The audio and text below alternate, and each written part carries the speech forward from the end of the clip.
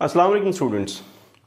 English learning और English grammar के next lecture के साथ प्रोफेसर आमिर अफजल आपके सामने। लास्ट वीडियो हमारी थी इन्फिनेटिव पे और इन्फिनेटिव का हमने इस्तेमाल, उसका यूजेज पढ़ा, उसकी नेचर समझी और उसकी यूजेज को हमने इस तरह से समझा कि एक सेंटेंस में जो वर्ड टू है एज इन्फिनेटिव कैसे यूज़ होता है, एज अ नाउन यूज़ होता है और उसकी कौन कौन सी प्लेसेस ऐसी हैं जहाँ पर ये यूज़ हो सकता है। दूसरा हमने इसमें ये पढ़ा था कि कौन से ऐसे वर्ब्स हैं व उन से ऐसे वर्ड्स हैं जिनके साथ टू यूज़ नहीं होता as infinitive. Today's lecture is based on some of the functions and some of the usage of the infinitive. Infinitive को हम दो हिस्सों में डिवाइड कर सकते हैं, इसकी हम दो टाइप्स पढ़ सकते हैं। पहली इसकी जो टाइप है दैट इज़ सिंपल इन्फिनेटिव और दूसरी जो टाइप है दैट इज़ क्वालिफाइंग इन्फिनेटिव।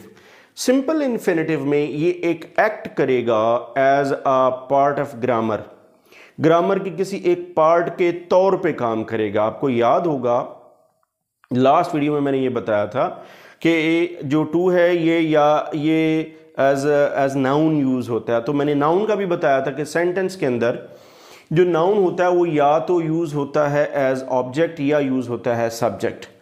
तो इसलिए जो सब्जेक्ट के तौर पे, ऑब्जेक्ट के तौर पे आप कह लें या नाउन के तौर पे, नाउन फ्रेज के तौर पे कैसे यूज़ होता है, तो ये जो इसकी स्टडी है ये आती है under the head of simple infinitive.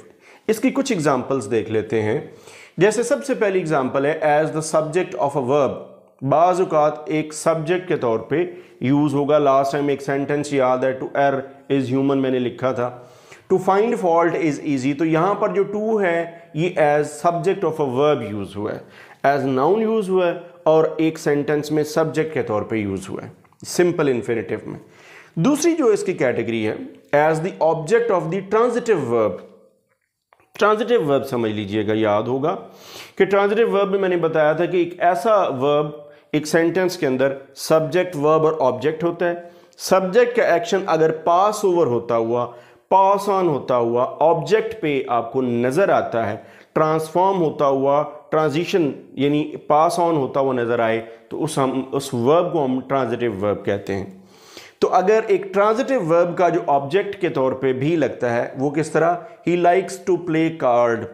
अब ये देखिए यहां पर ये एज ऑब्जेक्ट यूज हुआ as a transitive verb, he likes to play card. अब प्ले कार्ड के लिए यहां पर टू जो है ये एज ऑब्जेक्ट के तौर पे, यानी ये सब्जेक्ट है, ये वर्ब और ये ऑब्जेक्ट है, तो ये पूरे ऑब्जेक्ट का एक हिस्सा है। सो दैट्स वाई यहां पर ये एज ऑब्जेक्ट यूज हुआ एक ट्रांजिटिव वर्ब के।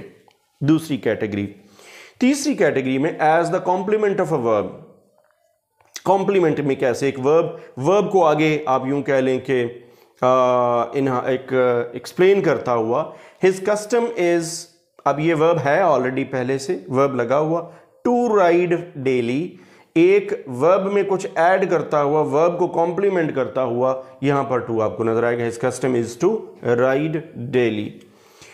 फोर्थ कैटेगरी में as the object of a preposition, to speaker is about to, the speaker is about to begin.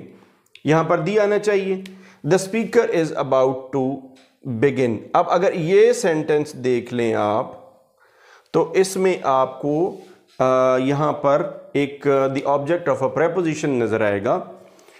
About और टू दोनों इकट्ठे हैं, तो यहां पर ये एक ऑब्जेक्ट के तौर पे यूज होगा अपने प्रेपोजिशन के साथ लगेगा, यानी प्रेपोजिशन के एक ऑब्जेक्ट के तौर पे यूज होगा। फिफ्थ कैटेगरी में as an objective complement use होगा। आई सॉ हिम गो, ये हमने लास्ट टाइम पढ़ा था। यहां पर आपको टू नजर नहीं आ रहा, लेकिन ये आप कह लें कि ये एक ऑब्जेक्टिव कॉम्प्लीमेंट के तौर पे यूज हो रहा है। एक इनविजिबल, एक अनसीन टू आपको इसमें नजर आएगा। ये पांच वो कैटेगरीज हैं जो सिंपल इन्फिनेटिव्स में इस्तेमाल होती हैं, या ये वो पांच कैटेगरीज हैं जहां पर सिंपल इन्फिनेटिव यूज होता है पांच तरह से। अगर हम ये देखें कि क्वालिफाइंग इन्फिनेटिव कहाँ यूज होता है और कैसे यूज होता है, तो सबसे पहले ये it qualifies, it is to qualify a verb usually to express purpose. जब आप कोई पर्पस, कोई मकसद, we live to eat, he goes to learn, we all play to be to get delight। इस तरह के जो सेंटेंसेस हैं, जब हमारे माइंड में पर्पस होता है तो वहाँ पर ये एक वर्ब के क्वालिफिकेशन के तौर पे यूज़ होता है। टू क्वालिफाई एन एडजेक्टिव कैसे, the boys are anxious to learn, यहाँ पर एंक्शस को क्वालिफाई करता हुआ नज़र आता है, टू लर्न। एंक्शस एक एडजेक्टिव है तो उसको आप क्वालिफाई करता हुआ आपको नज़र आएगा, इसमें उसको कॉम्प्लीमेंट करता हुआ नज़र आएगा।